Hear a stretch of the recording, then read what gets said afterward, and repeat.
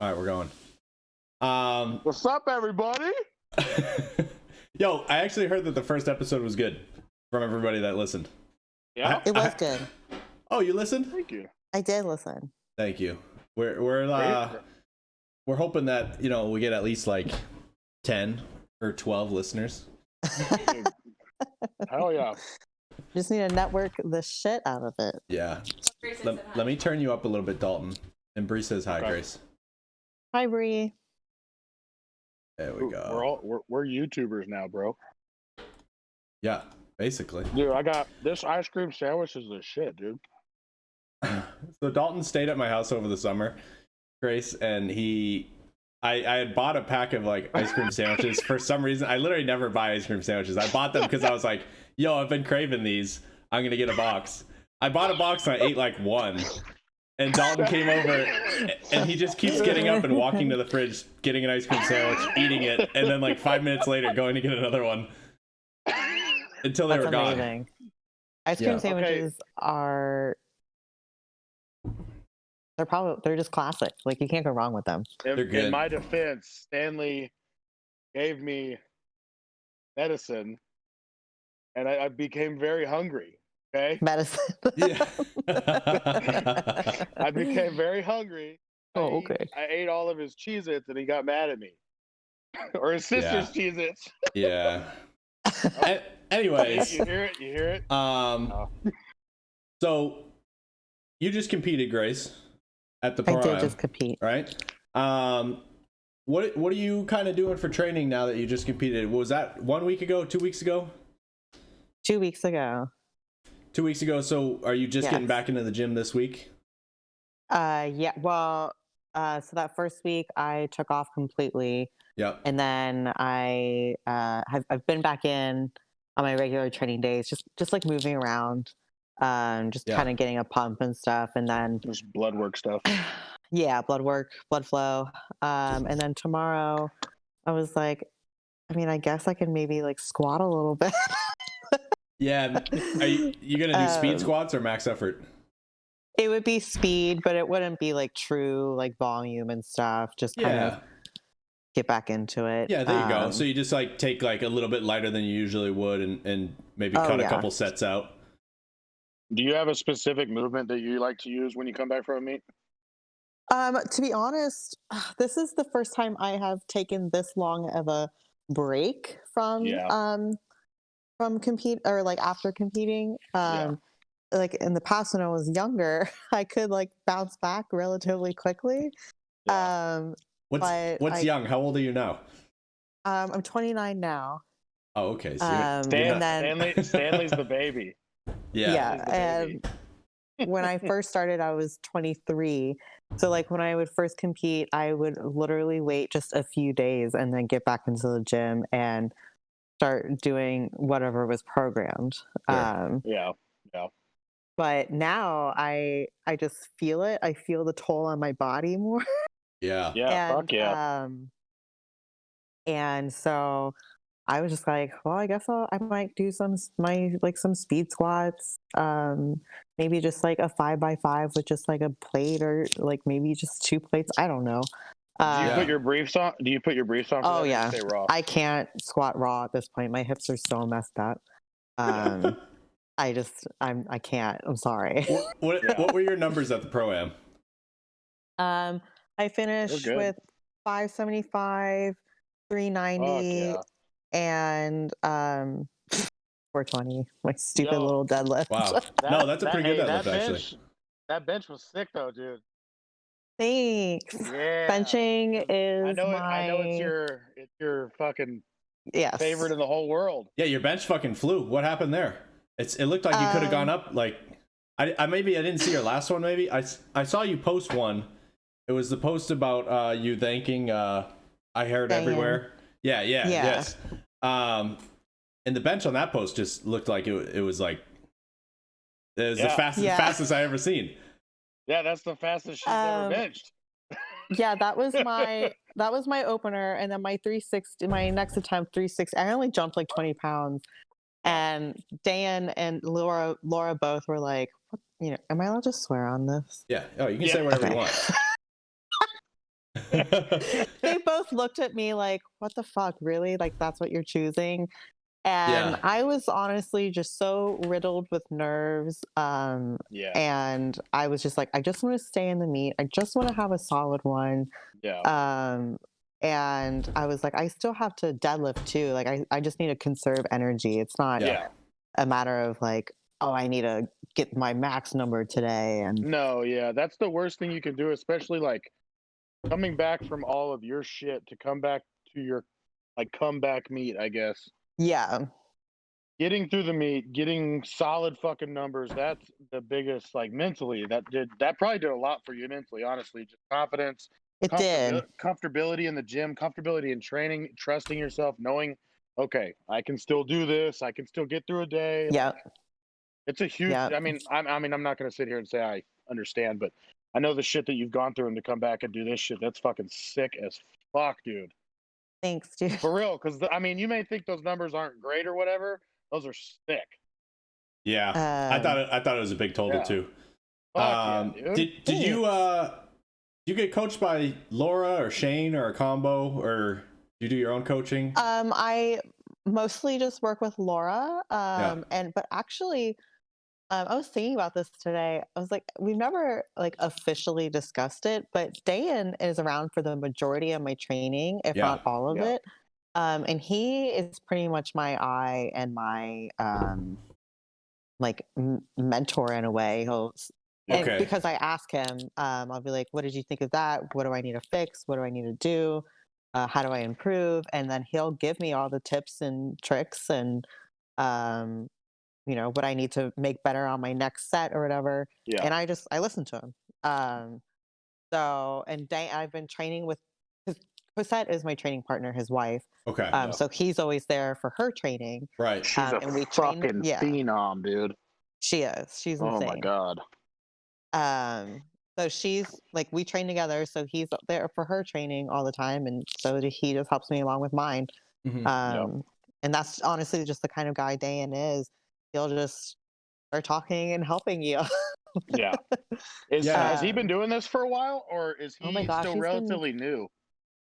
He's been in and around this sport and stuff now for like, I think when we first met, he said 17 years. Holy shit. Okay. Yeah. I was gonna guess it'd been a while. I met him maybe 2 years ago or something. And he was talking like an old banged up powerlifter. So yeah. He and Cosette are both in their early 40s. So he's been doing this for quite a while, and she's been doing this for just a couple years less than him. So she's around 15 years or so. I never know how long people have been in the sport, because like you can have 50-year-olds that just started and they're bad. Yeah, exactly. Like I can never tell with multiply. Yeah. Some 50-year-old dude decides to throw a suit on, squats 1,000 or something. Yes. So you're training he just got his first 1,005, right? Can you say that again? Didn't he just get his first 1,005 or some shit like that, if I remember right? Yeah, it was back in north of the border, 2019, I believe. He finally, so that was November 2019. He finally squat 1,000 plus in a meet. Good for him, man. That's sick. So yeah, it's awesome. About a year ago, right? Is when that was? No, 2019, 2 years ago. Holy crap. Yeah. Bro. It's okay. I feel like I'm in 2020 still all the time. I know, we've lost the entire last year. The waste. We really did. I remember when that happened, because I saw the post like that day, and I was like, "Fuck, man, that's sick." Because I had met him the year before. He's doing better than me and Stan so far. Yeah. Well, I love Dan's story when it comes to his training, because, like, I think in my head, like, when I am his age, I'm going to end up like him, because I already have so many hip and low back issues, mainly from my job. But Dan has it really bad, to the point where he technically needs surgery. He just keeps like putting it off. Okay. And Feel you on that.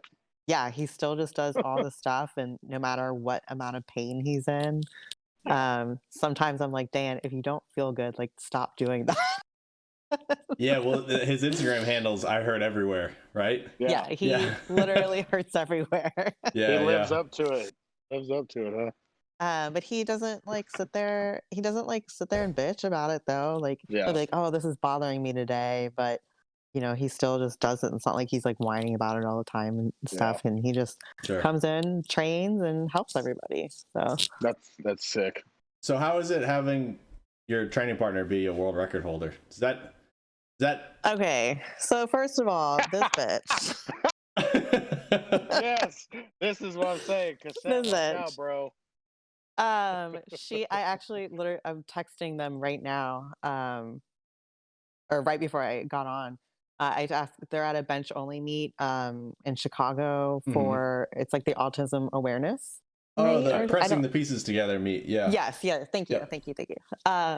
And Cosette actually is a behavior specialist at the school she works at. She works specifically with autistic children. Oh, no That's shit. sick, dude. Yeah, it's super cool for her to be able to do that and to combine the two, like her life, passions together. And I texted her and I was like, "Hey, how did it go?" And she was like, "I just got my third 3 times body weight in a different weight class." What did she weigh? Like 97 pounds or something? For this last meet, she cut down to 97 pounds. But for this meet that she did this weekend, or for the pro-am, she was 97. But this weekend, she didn't cut at all, so she weighed in at 114. I gotcha. I'm gonna be honest. I don't really know what the weight classes are below 132 or whatever. You know what I mean? 132, yeah, 123, 114, 105, 97. 97. Fuck, man, that's crazy. Out, yeah. Dude, if and you like met her, cut it would 90... make sense. No, I have seen her. I know. She like when she squats out of a monolith, she has like the platforms, right? The platforms. Yeah, like 4-inch blocks or whatever. Oh my gosh, hilarious. training with her is like turning it, like the gym fucking becomes Legoland is what it's like training with her. So wait, so does that height difference become like quite the hassle on a lot of exercises? We actually are, and Dan too, he's pretty creative. The three of us are all pretty creative and coming up with alternative movements to like if she doesn't fit in something or if she can't like reach something or whatever, we end up coming up with a substitute or an alternative that hits the same thing, but you know. I think that's one of those hassles where you don't even think about it as a hassle because you're all just trying to train. Yeah, pretty much. Yeah, but honestly, like I give Cosette shit all the time, and she just laughs.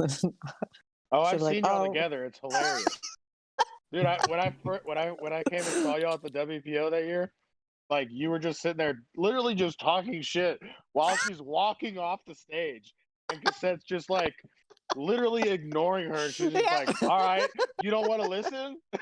I'm like, dude, they've been training together for a while. Yeah. Oh yeah. She and I, we have a really good dynamic. Our personalities mesh together pretty well. We both kind of have the personality of like, we want to come in and just train and work, but we want to have fun and enjoy it too. So between, I was just saying, just between Dan and myself, like all we do is just talk shit to Cosette. Yeah. So how many different crews are there at the sweatshop, like of the multiply girls? There's 2. Okay, so there's me and Cosette because we just have a different schedule. Sure. But we're there sometimes at the same time as the other girls. And then there's like Katie, Nikki, Sarah, and then Cece actually trained and with us in the pro-am. Okay. I think she was out at your gym for a while too. Yeah, she came to our gym for it was pretty brief, but probably like maybe 2 months or something like that. Yeah. So she trained with them for the pro-am. And then Leah trains with the boys. Yeah. So those are fucking mostly it. And then we have a few raw girls too that can hang with us as well. Yeah. So are those nights cool where you said sometimes you train with the bigger group when everybody's there at the same time? That energy must be next level. The energy is insane. Those are Monday nights, so those are always like the biggest nights. Yep. We've got, the boys, everybody has max separate Monday nights. So it's the boys, there's mostly the boys, and then Leah and then the other girls, myself and Cosette, and then there's Dayan, and there's some people. There's the raw girls too. So there's a lot of people in a small space.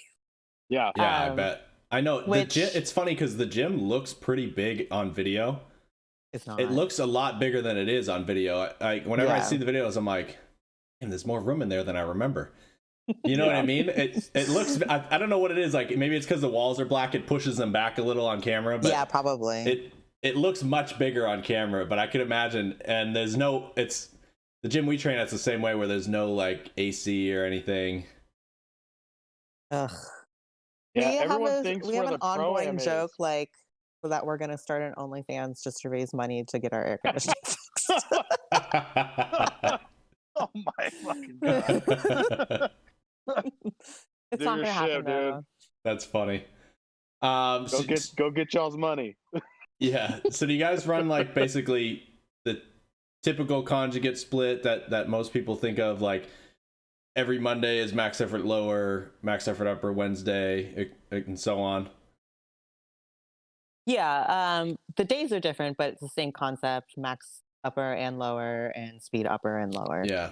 But everybody has kind of a different schedule that works for their life. Do you guys still over there do the max effort deadlifts after speed squats?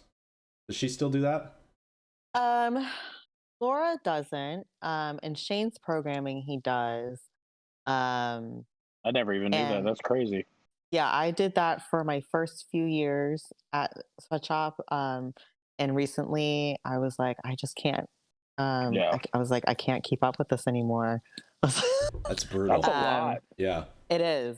And squatting every Monday, like every max effort lower was squatting, whether it was a free squat or a box squat. And I was just like, my body just can't keep up with this anymore. So, I was actually one of the first girls to kind of switch to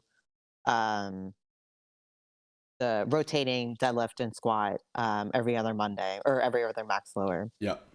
Okay. And it was funny because only the girls were doing speed or max deads after speed squats.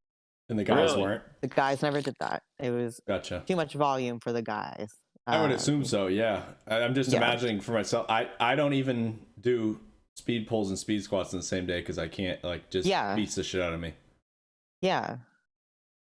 So I remember, doesn't Anthony kind of program that way, or the programming he does is that way? I think so. I don't really remember. I'm not sure. I believe what they are doing now at where they train, and probably what he's doing with the group. I believe there's a deadlift day and a squat day, and the speed pulls and max efforts rotate through on the deadlift day, and then on the squat day the speed work and the max efforts rotate through. But it's not like, as far as I know, the Mondays don't flip between squat and deadlift. It's like on Mondays they deadlift, but it's either speed or max effort, and on Fridays you know what I mean? That's actually what I do too. Yes, that's what I'm thinking of. Yeah, it's just y'all do a lot of reverse band stuff. Who does that come from? Is that like a lot of reverse? I feel like, okay, so because I may think it's a lot, but that's like what I feel like I see the most of. So honestly, outside of prep, it really isn't programmed that much. We have a reverse band squat and a reverse band deadlift. Okay. And then it's programmed every once in a while here and there. And then like we change the type of reverse band that we're doing, whether like and when it comes to tension. And this is what is going to sound bad because sometimes the boys just like to pick and choose what they want to do. And they'll be like, oh, I want to go full dick today, so we're going to do reverse band, full gear, blah, blah, blah, blah, blah, blah. Yeah, I see that quite often. More power to them. I just stick to what I'm doing and cheer them on. Yeah. So it probably seems like a lot, Dalton, because there's so many people that go to that gym that we follow. That too. And then there's like, they might be at different points in training. And then if the guys are doing it, throwing it in a little extra between everybody, you're probably seeing it like, every month or something. Yeah. Or Don't worry, I talk shit about Stan when he does his reverse band squats too. Yeah, it does seem like it's lifts. a common thing. Yeah, I do mine once a year though. Yeah, Stan has 12 variations and they just rotate. Yeah, just because I literally never max out. Like, yeah, he's what I like to call a fucking sandbagger. Yeah. I've been telling him he's a sandbagger for the past like 3 years. My training is like mostly just speed work and bodybuilding stuff. That's about all I can withstand. Honestly, that sounds so nice right now. Yeah. I was getting towards the end of prep, and I remember saying to Cosette and Leah one day, I was like, I cannot wait to not lift heavy. I feel that sometimes. Yeah. Like, yes. There'll never be a point where I stop training, but there'll definitely be a point in time where I stop like maxing out on stuff. You know what I mean? I've definitely, I've had plenty now, and I'm only doing a few more to get like the rest of my powerlifting goals done. And then it's like, okay. Yes, time to just lift for fun.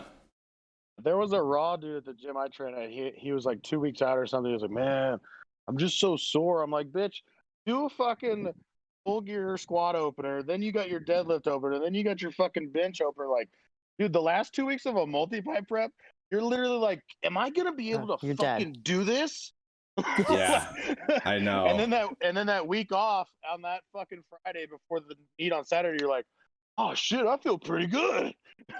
It's amazing how terrible you feel the last couple weeks. Dude, oh my God. Yeah. Especially like I didn't know that your job was as manually intensive as you were just saying. Yeah.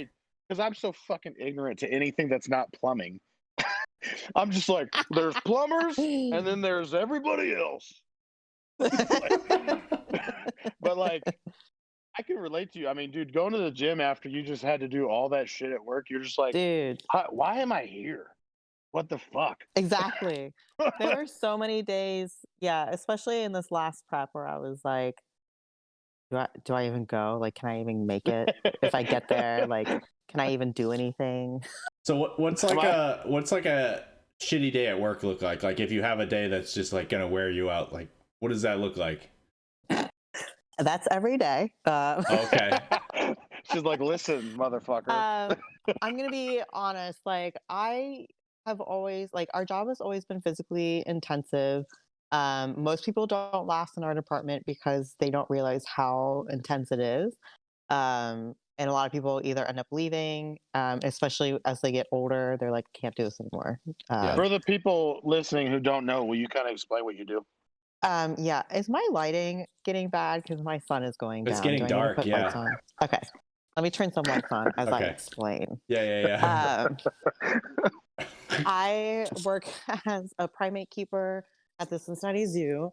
So I've been there for 8 years now in the same department. Oh, damn. Yeah, I just work primates. Great apes and lesser apes, monkeys, and prosimians. Yes, I'm all about those gorillas. Grace knows. Oh, yeah. Is that a fancy word for gorilla? What did you say? Why did you know that word, Dalton? No, I'm just saying I like gorillas. I didn't even say anything fancy. Dude. She said prosimians, and then you said, yeah, gorillas. Oh, I don't know, man. Is that what that is? I doubt it. Oh. No. Fucking God. Prosimians are like lemurs and yeah. I was thinking, I'm like, there's no way Dalton knows a fancy word like that I don't know. Not a chance. No, dude. I will say I appreciate you giving me the fucking benefit of the doubt. But as you were saying, prosimians. Prosimians. So I worked there for 8 years now. And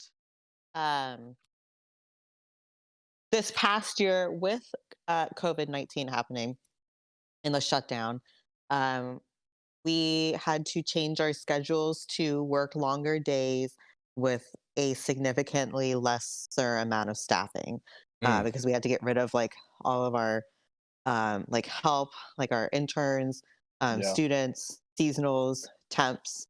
Fuck.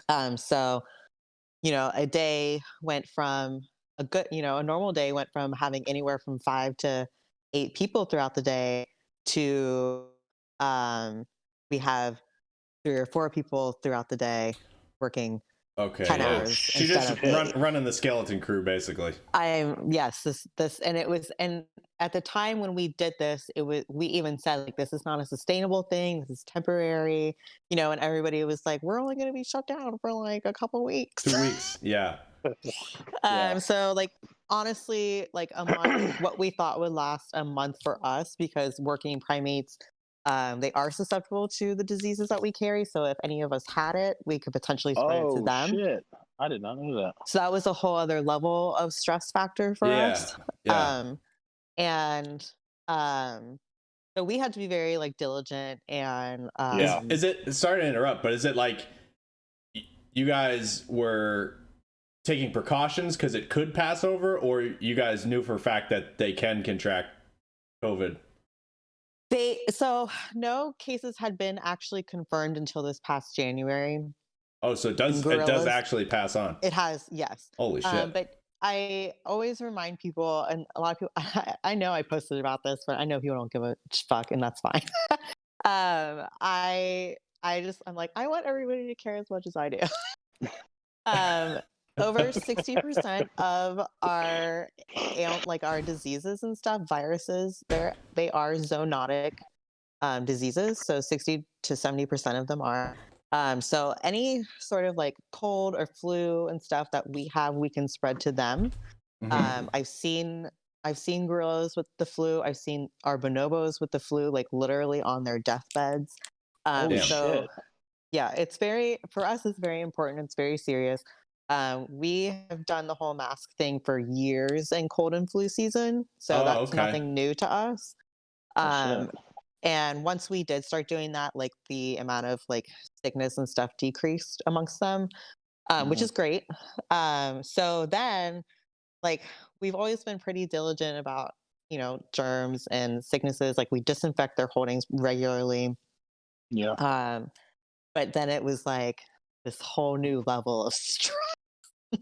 Yeah. Fuck, dude. Yeah, because they actually get just within the last 2 years, we started actually giving them flu shots too. So Oh we shit! treat them with That's flu cool. shots, and so so our whole world was kind of flipped upside down. What was supposed to last like a month has lasted Yeah. a year now. Yeah. And our schedule actually will finally go back to normal, working 8 hours a day next month. Yeah. So I'm very excited. Yeah. I was gonna say, I bet, dude. Holy shit! I'm Because I very excited. remember when it got scary. You and I were kind of chatting back and forth on Instagram, and you were kind of explaining to me, you're like, dude, if things don't open and the zoo doesn't start generating revenue, like it's expensive to feed these animals. It is. It's very expensive. I remember you were getting pretty concerned about that, and I was. It is. Yeah. Fuck, dude. What do you? I was getting really concerned too because we are a nonprofit. Like the government doesn't fucking do shit to help. Yeah. We got a particular type of loan. I think it was the PP. I don't remember because I don't do financial shit. One of those. Yeah. Don't worry, me and Stan aren't gonna correct you. I work primate behavior. I don't fucking know math. And that ran out, and they did layoffs. But they first did voluntary separation packages, basically where you could retire early or you could just voluntarily leave and you would get benefits. And so the first round of layoffs was about 175 people of just like not full-time staff. And then it was about 50 people that they laid off that was full-time staff in the middle of the summer, including my boss. Damn. So shit. I have a question.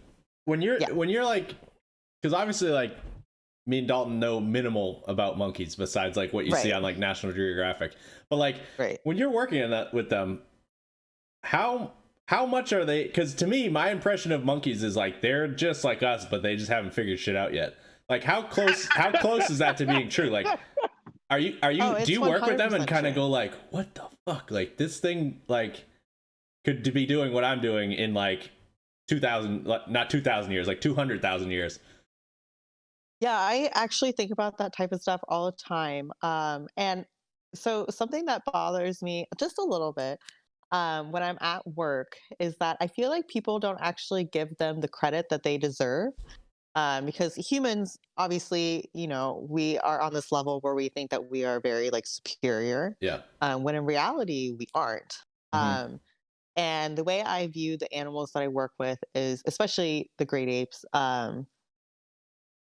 they're literally like little 3 and 4 year olds running around with superhuman strength. Yeah. Yeah, they're jacked. And they are the reason, like, I am always reminded, like, this is why I don't want kids. So they are kind of like a little bit like dumb, like kids, like little like. I got 2 kids, Stan. Well, you know how they're like, oh, like dogs have the intelligence level of like whatever, like a 5-year-old or some shit. Even though obviously it's not really like, because it's not like the same type of intelligence. You can't really you know what I'm saying? compare. Yeah, exactly. You can't. It's not the same type of intelligence. So you can't sit there and say like, oh, they have the intelligence of a 3-year-old, because they are adapted perfectly for their environment. Yeah. So they will show intelligence to that environment and what they are supposed to be, quote unquote, good at in comparison to us. Because I'm assuming, granted, I don't know shit about this, but I'm assuming they're not thinking like us. They don't think about all this other shit. They don't have work, bills. No. All they're thinking is food, shit, and sleep. Yes. And social dynamics. So you don't think that they're not like contemplating some shit?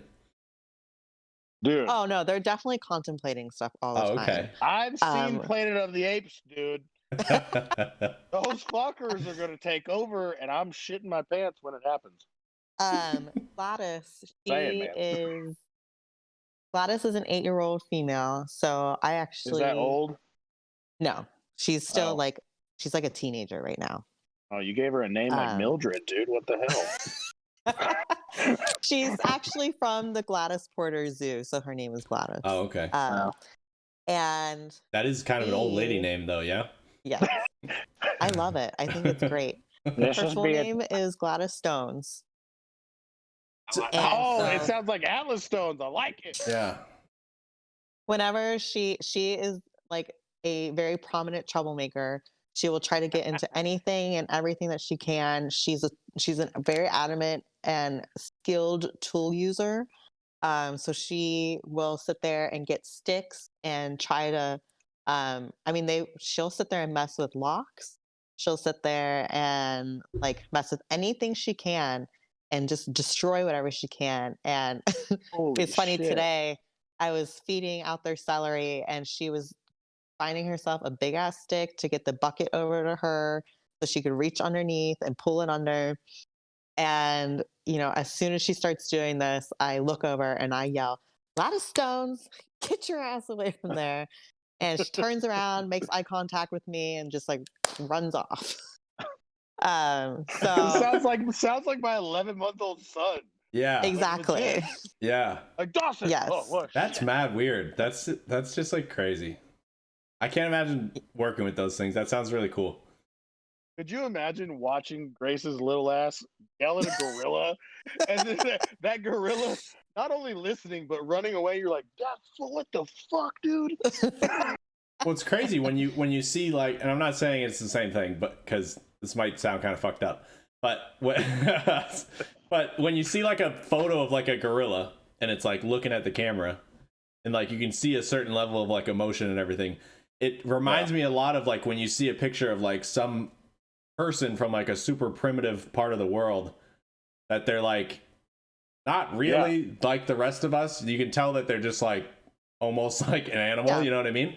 Which sounds fucked up to say, but if you look at like 2 pictures like that it's kind of like, wow, these things like these are the same picture.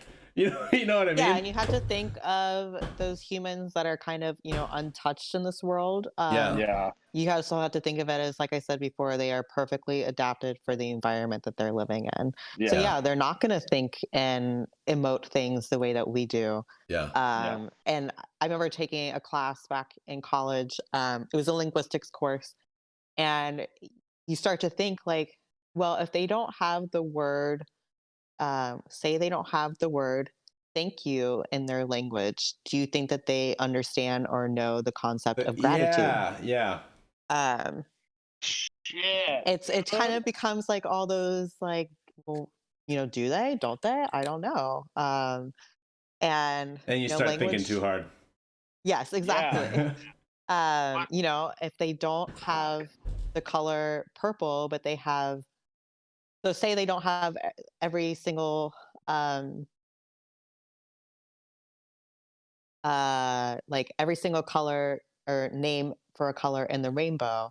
Yeah. And instead, like, do they start seeing, two colors as being similar? Like, are green and blue the same color to them? Not necessarily what their eye physically sees and perceives, but is the concept of those two colors the same exact thing? Yeah. So those are the things that I think about. Yeah. Are these like stoner thoughts, or are you just? I was just gonna say that. I don't smoke weed at all. So really? Those are sober thoughts. Wow, you're alone on an island on this podcast. I have questions from my Instagram, but my phone's over on a charger. Go for it. Let me go grab it real quick. Okay. How's your hips feeling now? They were a little saucy earlier this week, but I did some mobility yesterday, so they're a little better. Do you regularly like go see a massage therapist or chiropractor or anything?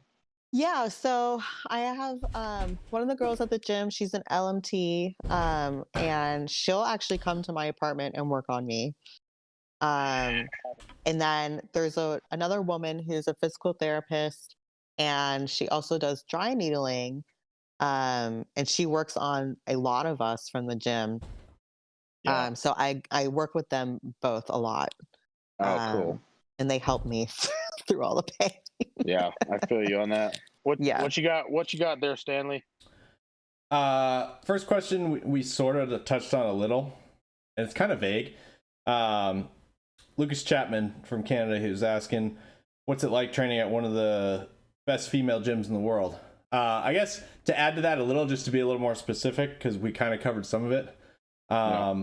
What was it like when you first started training there? Like as opposed to now. Yeah. When I first started training there, it was totally different. So that was about 6 years ago. Yep.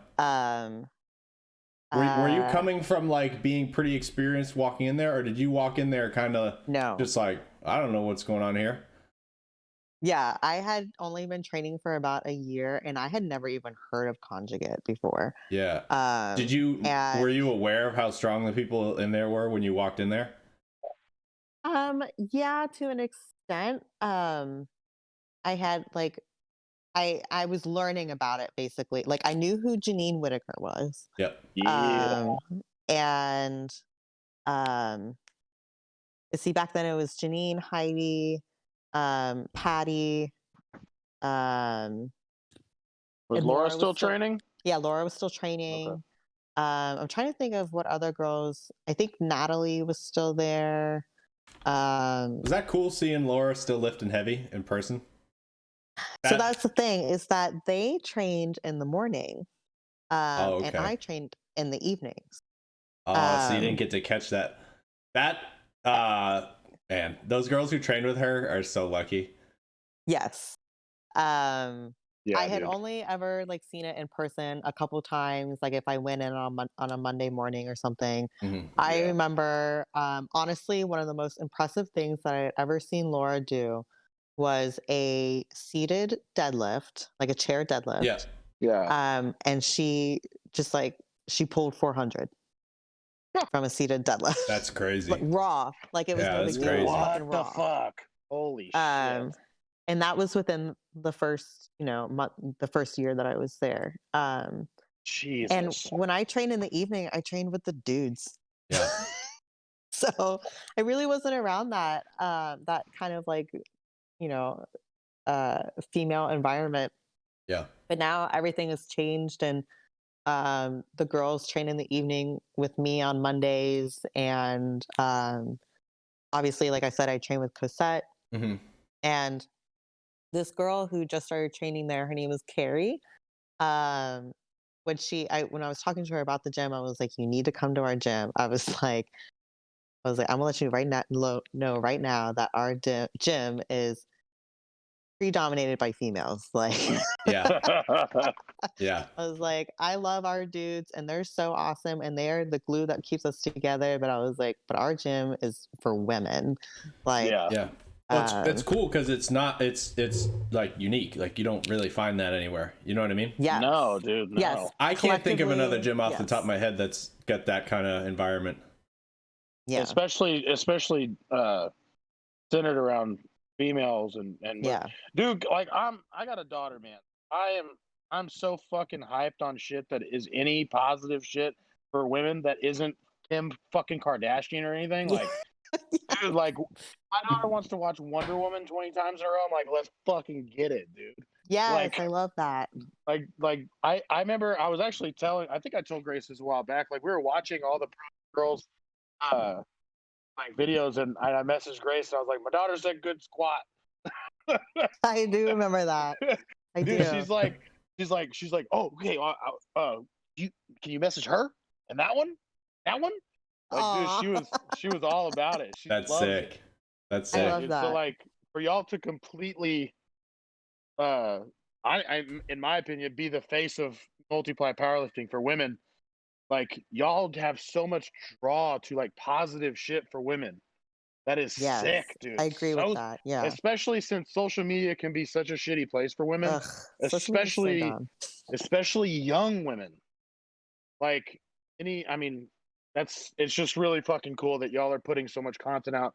You're all willing to share your training videos and show these younger girls it's okay to be strong. It's okay to be muscular. It's okay for some Yes. fucking 80-pound dildo named fucking Chad or whatever dude is in his basement fucking talking shit saying you look like a man. Eat my fucking ass, dude. What do you Like, what do you think that's keeps sick. what do you think keeps like the kind of top raw female lifters from doing the pro-am? Do you have any thoughts on that? I really can't, like, I'm so unattached or like dissociated and not attached to the raw world at all. Yeah. I honestly couldn't answer that. I don't know. It's too bad. It's such a good meet, like, and the venue's awesome. It looks like a serious sporting event. Like, yeah, it's fun. It's kind of a shame, like, because all the top multiply chicks are there. That's the way it seems anyway. There's some prize money, you know, and there's not prize money at every meet. Yeah. I think maybe it's because it's a little hard to compete with like the current US Open or whatever. I would say, I know that that's happening this weekend, right? Or, yeah, I think so. And then I also want to say that, like, I like look at Crystal Tate. She used to be Raw, and now she's Multiply, and she did she was doing the pro-am before. Yeah. I feel like, and then Janine, I mean, she was doing the pro-am up until she hurt herself and got surgery. God, I fucking loved watching Janine lift, dude. Yes. Yeah. And I honestly feel like a lot of the Raw girls that I know transitioned to Multiply. Yeah. Whatever happened to that girl? Call her country girl. Tracy Jones. I don't know. I felt like she was strong as fuck. Yeah. She used to come up and train with us every once in a while. And then I think some things just happened in her life, and like will talk to her every once in a while on social media, and I think she's just finding her own path, and you know, shit that we got to do as humans sometimes. I feel you on that. Yeah. Shit happens, man. What are your go ahead. Did I cut you off? Okay. What are your goals in powerlifting, Grace? They've changed like so many times.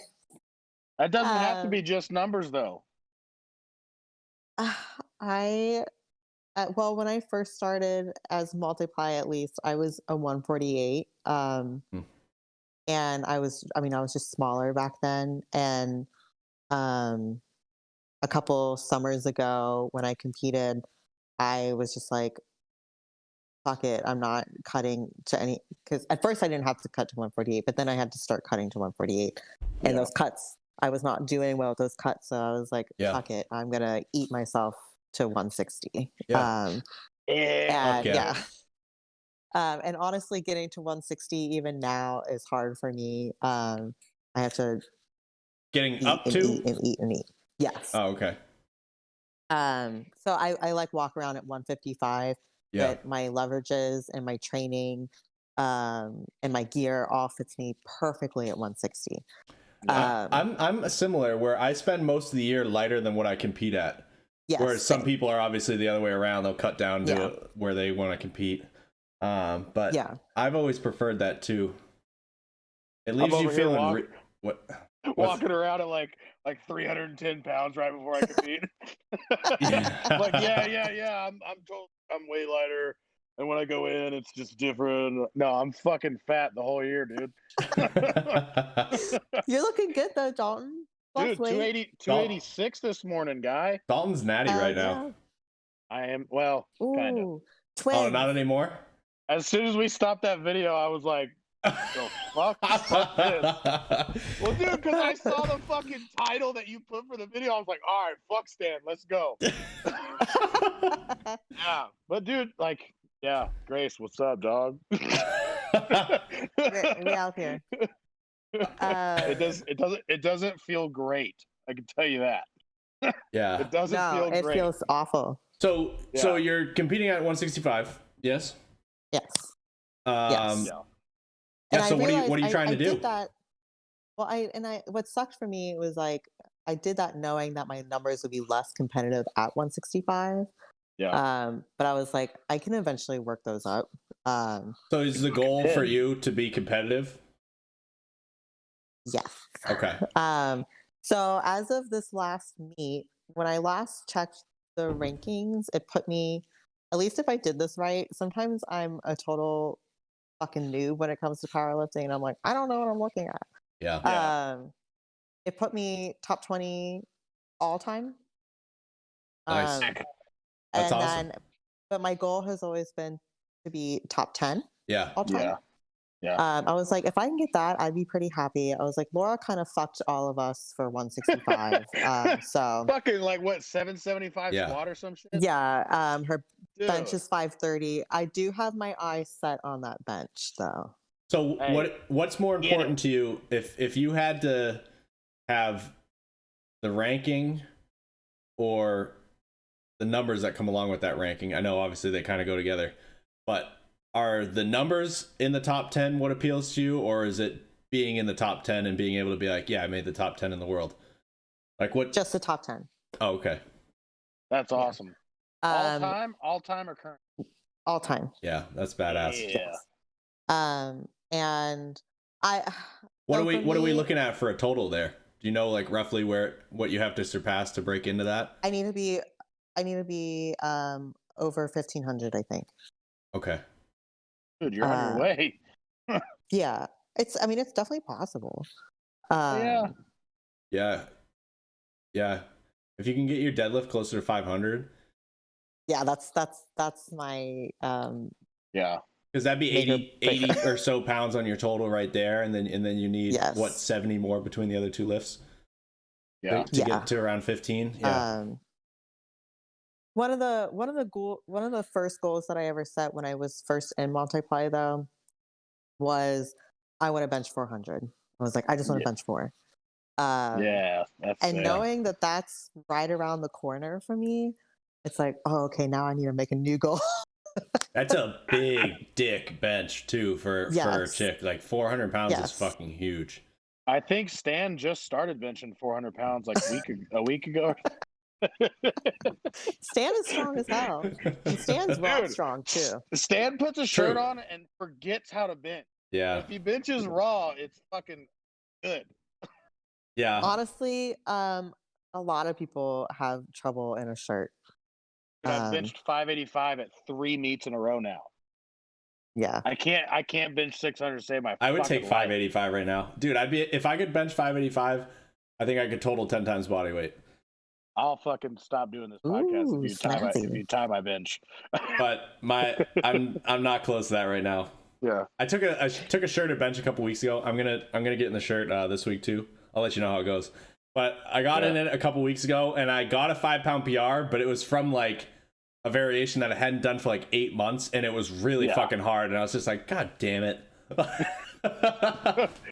Well, dude, that's what variation was it? It was just one board straight weight, and I got like 510 or something, and my best bench in a meet's 500, so I was like pretty fucking disappointed to a one board that I got a really hard 510. You know what I mean? I was just like, dude, what the fuck? Do y'all when y'all write down or like remember your PRs so that when you go to do it again, you know what to take? Yeah. Do you put your body weight next to it, or am I the only fucking weirdo that does that? No, I don't.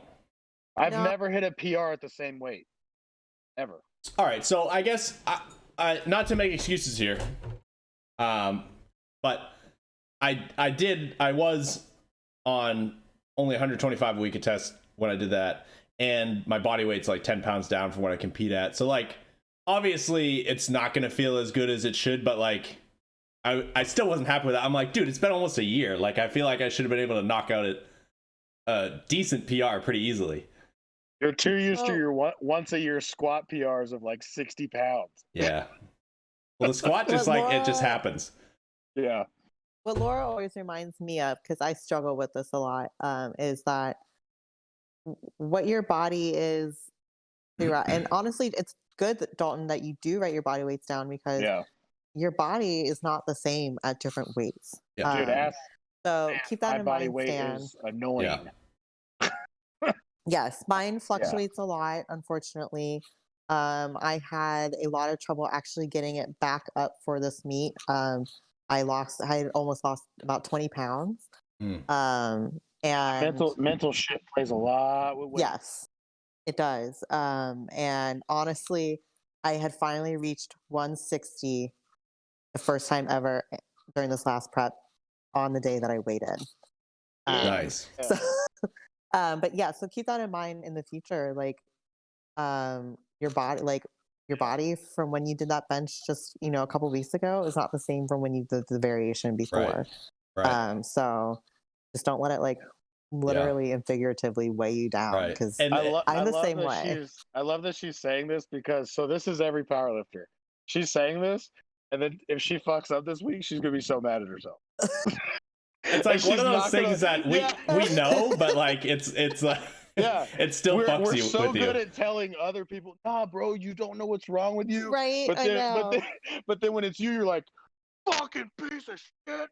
Well, because you're like, oh, I know why it was hard, but I didn't want it to be hard.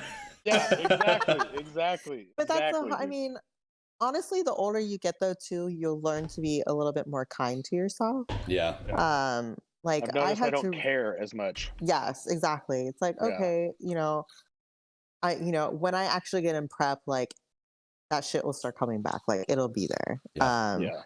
And especially if your training isn't consistent. Like, didn't you just say that you like to mostly just do speed and kind of like bodybuilding stuff? So if you're not regularly maxing your shit out, you're not exposing yourself to those heavy weights. You're not exposing your CNS to be conditioned to handle that stuff.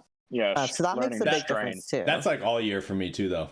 Like even my prep doesn't have that many. Yeah. Exactly. Yeah. You have no idea how many arguments there has been had, Great. Yeah. Well, the problem is I need to change something for my bench, because what I'm doing is working really well for my squat and deadlift.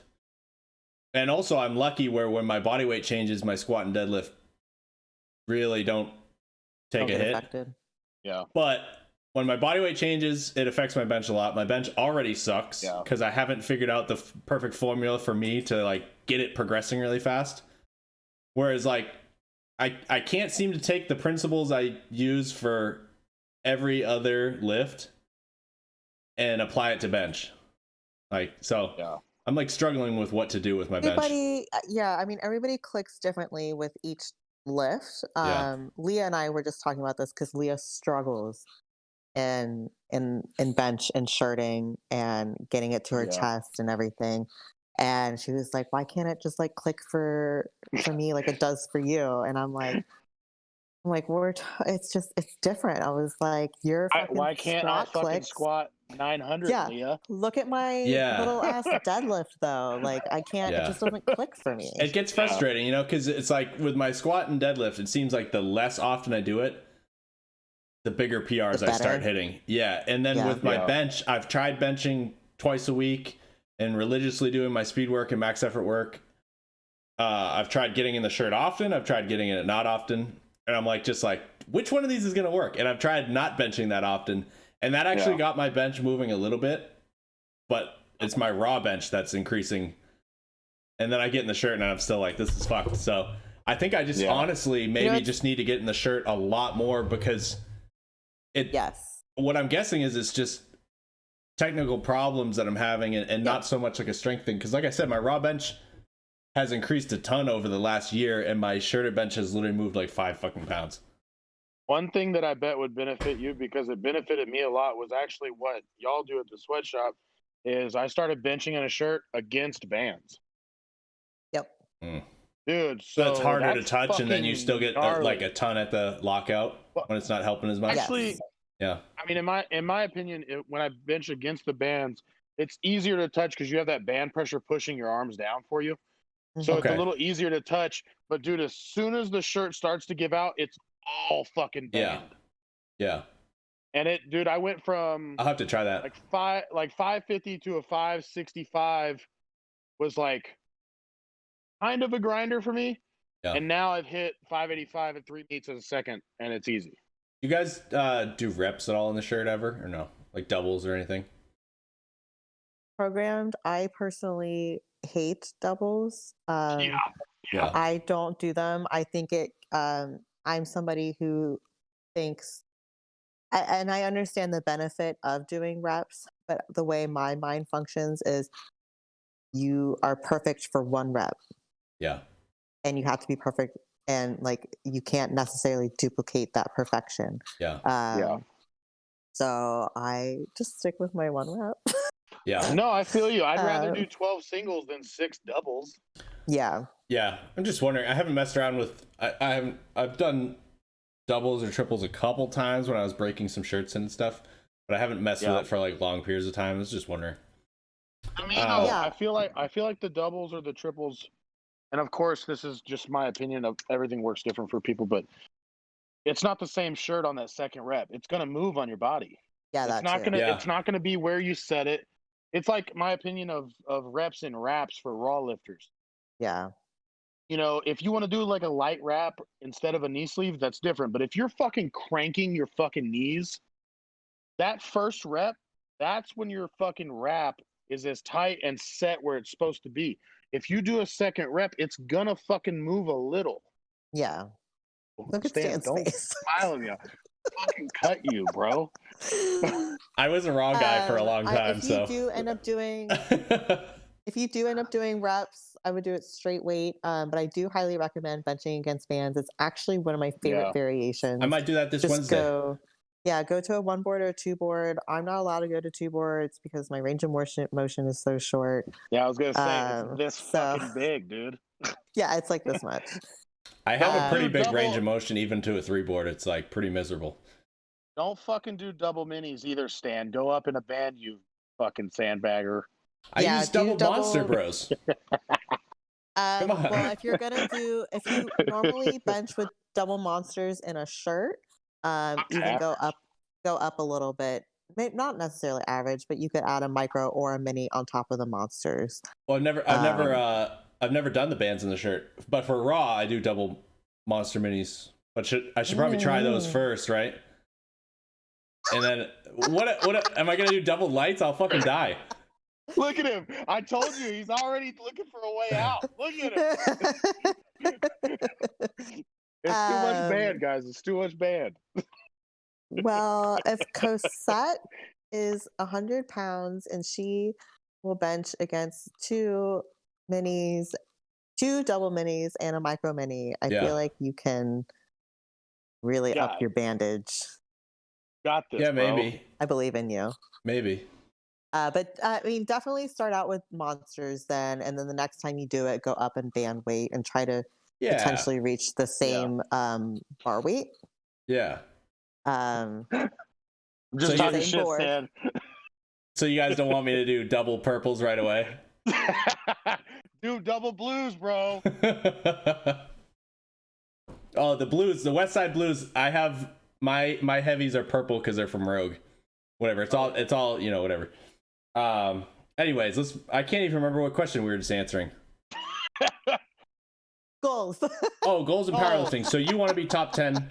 What about you, Dalton? Do you still have any goals that you want to do for powerlifting? Yeah, so me and Stan are kind of lame when it comes to like powerlifters and like goals for powerlifting, because like we share this idea, and I don't know if Stan's comfortable with me sharing this, but I don't care. So we share this like similar thing where you ask, you know how like people will say if you don't do it in the meet, it doesn't count, blah blah blah, shit like that. We would rather like get a big lift with our homies in the gym than at a meet. Like, yeah, I wouldn't say rather. I wouldn't say rather, but I just don't care. Rather. That's true. Because last time we talked, it was like it's either way is cool, but like, dude, if I'm gonna do something really sick like that, I want all my dudes there, like all my homies, like having a blast, blaring music. Let's have fun. You know what it is? Is if like it happens at a meet, that's cool too. Me and Dalton powerlift. But I know for me personally, like a lot of my lifting goals, I look at more like life goals for me. Yeah. And I'm not looking at them as like, I want to do this in powerlifting. So like the main goal for me, lifting weights, is to squat 1,000 pounds. And I might do that in a meet. I probably will. But like if I squat 1,000 pounds outside of a meet or wherever, whenever it happens, that's going to be like, holy fuck, I did it. Like I've trained, who knows, by the years. Right now I've been training 11 years for this, so who knows when I'll get it, but at that point it'll be like, fuck, maybe I've trained 15 years for this, like, and this is it, like I've made it. You know what I mean? Yeah, dude. And that's like my lifetime goal for lifting. But as far as powerlifting, I don't like have powerlifting goals. Yeah. Yeah. I don't think. I like what you were talking about when you said like you've always wanted to be competitive. I think I mean, I wanted to be competitive when I started, like, especially when I was at Westside, I really wanted to be competitive, but I was so far behind all those dudes when I was there. Because, like, I had only done 2 meets when I got invited to Westside. And I had only been training for, like a year and some change. Yeah. And I remember, like, I was this 300-pound dude who, like, I was barely beating, if not getting beat by Wes McCormick. Like this 300 pound dude, I'm getting beat by this 165 fucking bag of dicks, and fucking it was, dude, my confidence. I had zero confidence when I was at Westside, zero, because every time I would squat, hear fucking dudes from across the room, oh, look at it. Yeah. Okay, like first of all, none of those motherfuckers can say that your shit looks like shit because all their shit looks like shit. So. Oh, dude, I tell people all the time. They're like, powerlifting people will ask me, like, what did you take away from Westside or whatever? I learned how to be fucking tough through a lift. That's not going to make you stronger, but it'll teach you whether or not it's going to hurt you. Yes. Yes. When I remember when fucking Louis was like, hey, I want you to go over there and do a 10-inch fucking deficit deadlift. And I like, at the time, I would like look at Anthony. He's like, dude, you have to do it. Like, you're new. Yeah. Like, you're not on the board. You don't get to say no to Lou. So when he's telling you like, hey, I want you to go blow your asshole out, you go blow your asshole out. Like, it's just, it's just how it is, man. Dude, that environment I would just not fit into. No, I wouldn't either. Fuck no, you would not like, stand. Speaking of like, yeah, like the competitiveness aspect, yes, I do want to be competitive, but and like powerlifting is a priority for me, but it is not my priority. Yeah. Sure. Yeah. I have limits. There's things that I'm willing to do and not willing to do. Yes. Same. And so I had to think about that too. I contemplate that a lot. I'm like, can I make top 10 all time and without pushing past the limits that I've set for myself? What? Yeah. without Could you tell completely us changing some of those some limits? shit. Can you? Yeah. Like what are some things that you're not willing to do? I mean, you don't have to share everything, but she's not trying to completely change her shit. like just give me an example of something, because I have some too. For example, I am not going to run all the drugs in the world to get there. Yeah. I do run stuff. I choose very minimal things to run just to help me recover between work and training, and like that's it. Same. Yeah. And like sometimes I see other women and I'm like, man, I cannot do that. Like, if that's what you want, go for it, but I can't.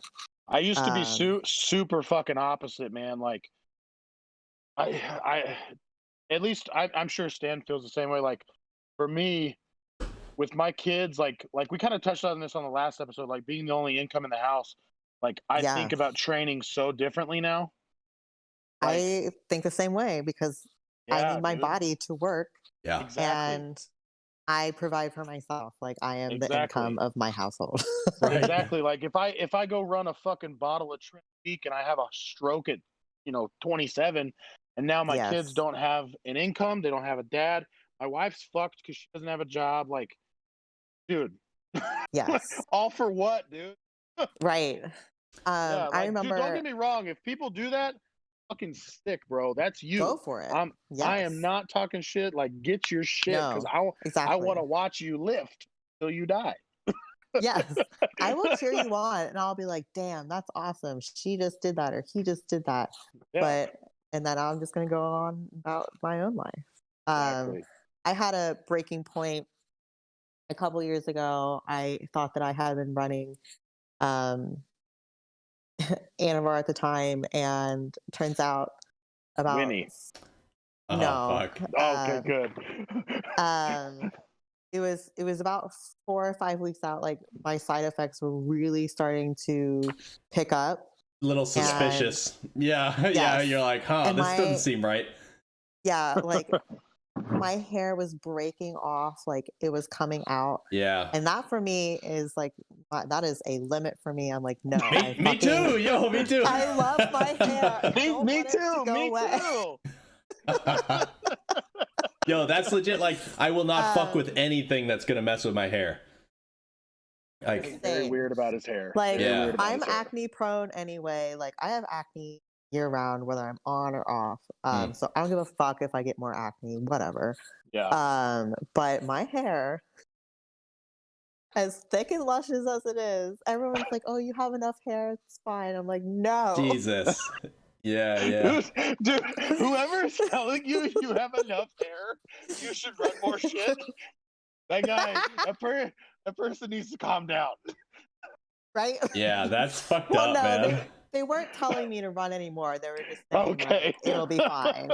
Yeah. It'll be fine. Yeah, so it thins a little. Yeah.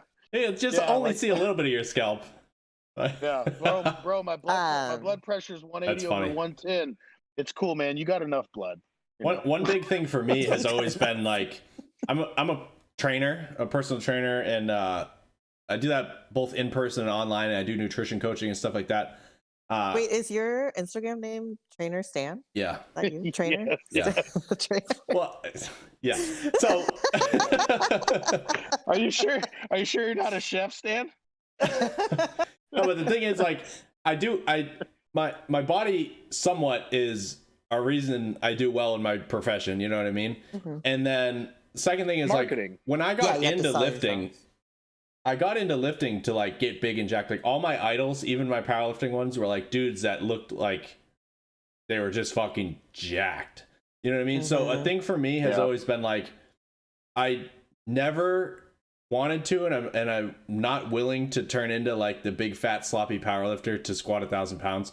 I'm gonna get to that goal my way, and I'm gonna do it without turning into a big fat slob. And for me, that's my biggest limit, like something that I'm not willing to do to put pounds on the bar. You know what I mean? And obviously, like, the goal is to gain weight. It's just I don't want to gain excessive amounts of body fat for if I don't have to, which I don't feel I have to. And it's the same with drugs and stuff too. I don't want to take a bunch of shit that's gonna give me permanent side effects. Yeah. When I feel like what I'm doing now can get me to 1,000 pounds. You know what I mean? So Yes. that was a good question, actually. Who asked that? Wait, did I ask that? Oh fuck, that came out of my own brain. Are you gonna give yourself a pat on the back? Good job. What the hell? I think I was thinking about it because the next question. So Robert Bain asked a bunch of questions, and we answered the goals for powerlifting, and the next one was define success. And while you guys were talking, I think I was reading define success, and I was thinking about, like, for me, success I'm assuming this means related to like this shit and not just like life success. Yeah. Life. Yeah. But success to me would be able to like get to that goal. And like, there's been people who have told me that I'm not going to be able to do that. Like, to get to that goal and do it my way without taking a bunch of shit or without getting super fat and sloppy, and to be able to do that for me and be like, I did it my way. Like, fuck what everybody else thought. You know what I mean? Like, I made it. I put in the work. Yeah. I've done all my own programming except for maybe probably 30 weeks total out of my entire powerlifting. I don't want to call it a fucking career, whatever. My time powerlifting. Like, I've always done things my own way. So I feel like it's going to be fulfilling when I make it there. You know what I mean? Yeah, dude. Yeah. Fuck yeah. Yes. That's sick. Yeah. I think that would define success is different for everybody. Yeah. Success is definitely different for everybody. And I think it's important to be in an environment that that is going to help you cultivate and reach that goal, knowing your limits. Like, they respect your limits, and they'll be like, yeah, it is totally doable to still do that. Yep. Yeah. Like, not everybody's environment is for everybody. No. Like, dude, there's no way I'm training at Sweatshop. If I trained at Stan's gym, I'd probably fucking kill everybody there. Dalton, you would love training with me. Yeah. Dude, Stan and I are so different that, like, we train together, it actually works really well. Because I'm the fucking retard that gets so fucking mad that I'm like headbutting the bar like it fucked my wife or something, and stands over here like cracking jokes right as he's getting wrapped and shit. I'm like, look, if he can be normal, I can be normal. Yeah, that's honestly, like, that's how Leah is. She'll just be sitting there like cracking up and like cracking jokes the entire time. Yeah. And I do like that about our environment. Because I have people around me that push me to reach my goals, knowing my limits, and they are like, yeah, you can still totally do this. Like, we'll help you get there. And B, just knowing that I can have fun, and even within the last like several months, especially, as tired as I would get when I would get to the gym, just knowing that I was like, when I was there, it was a sense of normalcy for me. It was like, okay, I was like, I can train, but I was like, I can just do whatever the fuck I want, be who I am. I don't have to filter myself. I don't have to like any of that. And being in that type of environment that is literally, as cheesy as it sounds, a family environment. And that don't sound cheesy to me. That's what we're all like kind of trying to. I have a question that'll actually touch on that, if you will indulge me. What got you to the point? What went through your head your first day back in that gym after all this fucking horrible shit that you have had to go through in these past couple of months? What was it your choice to go back in there? Was your crew kind of like, we're going to force you to go in there because we know you need this? You know what I mean? Like, your friends where they're like, look, we're going to throw you in the tub, spray you with cold water. Let's fucking go. Like, let's help you get out of this funk or this shit that you're having to deal with mentally that does not end in a week or whatever. Like, right. Who was kind of like your my person? Choice. Good. That's awesome. It was my choice. Actually, the first day that I walked back in, everybody just kind of looked at me in complete shock. I don't think that they expected to see me. Yeah. Yeah. And because it had been at least 2.5 months since I had been before I walked in. And I remember it being hard, especially because I'm somebody who I don't like everybody staring at me. It makes me uncomfortable. And right then, like immediately, I was trying to not cry. But yeah, it was like I just like kind of came in, just did like some upper stuff really quick, and then left. And it was just to feel like, it out. Yeah, just like little baby steps like that. That just pushed me back in because I knew like, and Gus knew too. Like, I can't just like stop my entire life. He and myself like both like push forward, do things that I enjoy, and try to live my life as the way that I want it and as normal as possible. So what made you decide to do the meet so short after starting training again? Because like I was honestly, I was shocked when you said you were prepping. Because I was shocked too. because like the series of random conversations that you and I have had, I remember your first time you posted about it, and I was like, dude, I couldn't be more fucking proud of you for actually getting back in there. Like that's sick. And then it was like, I feel like a week later, and you're like, yo, I'm fucking prepping. Like, what's up, motherfuckers? And I was like, yes, she's back, motherfucker. What's up? It's funny because everyone kind of refers to this meet as like my comeback meet, at least the people who know me.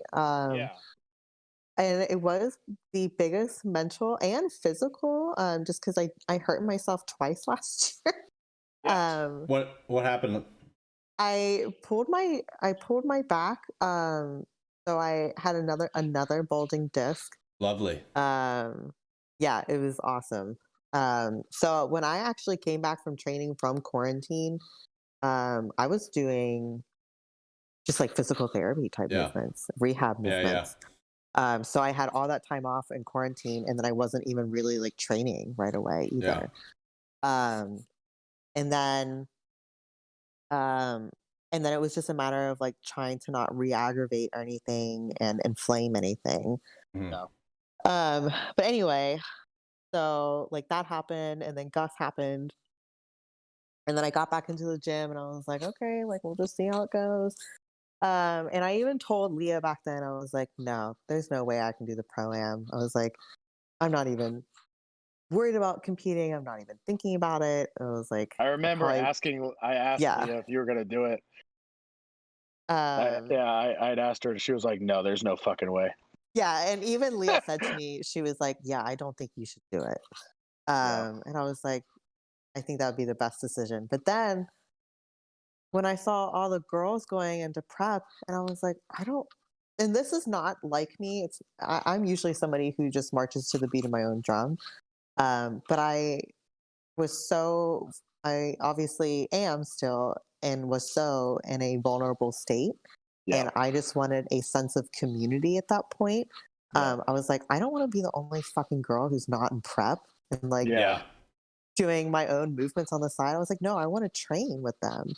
Yes, dude. Yes. And my mentality at the time was like, okay, like I'll do the prep, and like maybe I'll decide to not do the meet. Maybe I will. I don't know. We'll just feel it out, see how it goes. I was like, but I was like, I just want to experience this with everybody. For the last like 5 or 6 months now, everything is like, let's just make memories. Yeah. You have a very different look than most people have on things that happen now. In like, can you? I was gonna say, well, like I'm saying you have. I think no, I'm saying like I think you have a lot more insight than most people have. Different perspective. Yes, that's the English word I was trying to think of, Stanley. There we go. I feel like, yes, obviously anything that happens to your life, you can you can't control things that happen to you, but you can control how you react to them. And I have definitely not been like a shining star throughout all of this, but I know that I can grow from it. And I think that I'm very fortunate to have, like I said, those people in my life, that family environment. Absolutely. Just knowing that they would support me. And Laura had said from the get-go, when I decided to do this prep, she was like, don't stress out. Yeah. Because obviously my training was pretty much shit. And that's when she had said to me, she was like, just have a solid day, just pick conservative numbers, go 9 for 9. Let's just have a good day. Like, that's all that matters. And you did. You PR'd your squat and your bench. Did you PR your deadlift too? Did you PR all 3 lifts? Yeah. Wow. Yeah. That's kind of best case scenario. Deadlift PR was only 5 pounds. Dude, PR is a PR, bro. Yeah. Yeah. But so that's how I ended up doing prep. I was like, that's sick. Yeah, I had said to a couple people, I was like, I find it hard for me to relate to people right now. Yeah. But so I knew that I was seeking anyway to relate to people, to have something to talk about, to have something to bond over, because when you go through the shit that I went through, when you're not even 30 years old, like I'm sure you were. How do you relate to people? And I'm sure you were tired of having the same fucking conversation over and over and over and over. Yeah. You know what I mean? Like, And I've never met Gus. I never knew anything about him, but I can tell from how you talk about him. I feel like if you were having a pity party, he'd tell you to get the fuck off your ass. He would be like comforting at first, but then he'd be like, okay, you're being ridiculous. Like, let's lay this out. Yeah, it's time to go. Yes. I like that. That's awesome, man. Yeah, that's how he was. I would get anxious about something, and then like he would just lay it out in a way that I was like, oh, okay, that makes sense. Okay, like it's fine now. Well, as far as your meet goes, I couldn't be happier for you for how it went, and for everything else that happened. I couldn't be any more proud of you for how you've come out of it. For real, that's awesome, man. Yeah. Thank you. I appreciate that. All right, guys. Well, listen. It's been too goddamn long. I have to pee really bad. So we'll wrap this one up. But Grace, we didn't get to all the questions, but some of them are like ones that we could really get into. So if you don't mind, we're going to have Leah on probably in a couple weeks. If you wanted to come back on for that episode, that might be cool. We'll test out a 4-person podder. Oh my God, Leah and I together. Holy shit. I was just going to say, like, are you sure you want this? Well, because now that I've had you on and we know that it's like, you're easy to talk to and it goes well. And I've actually had Leah on my old podcast before. Yeah, I listened to that one too. I'm not like stealing her thunder by having someone else in the podcast too. So I think it'd be fun to do all 4 of us, and we'll get more questions for that one, but we'll also come back and answer some of the ones that we didn't answer here. I have such a great story to tell about the meet too. Oh, such a great one. Yes. Hear it. Let's try to do it. No, we gotta. No. I'm saying. Fuck you, Stan. I'm saying fuck you. With Leah. Yes. With Leah. So, you bastard. Maybe we'll try to do that one in like 2 weekends if you guys are free. Because next weekend we're gonna have. I'm not sure yet. I think I'm gonna try to get Mike Burrell to come on. He's already agreed. I just don't know if he's free next weekend. But maybe in 2 weekends we'll get both of you guys on. Yeah, that'd be awesome. Hell yeah! All right, guys. Thank you so much for having me and thinking of me. I appreciate it. Absolutely. We had to. Hail Satan, bro. See you guys. Get it. Bye.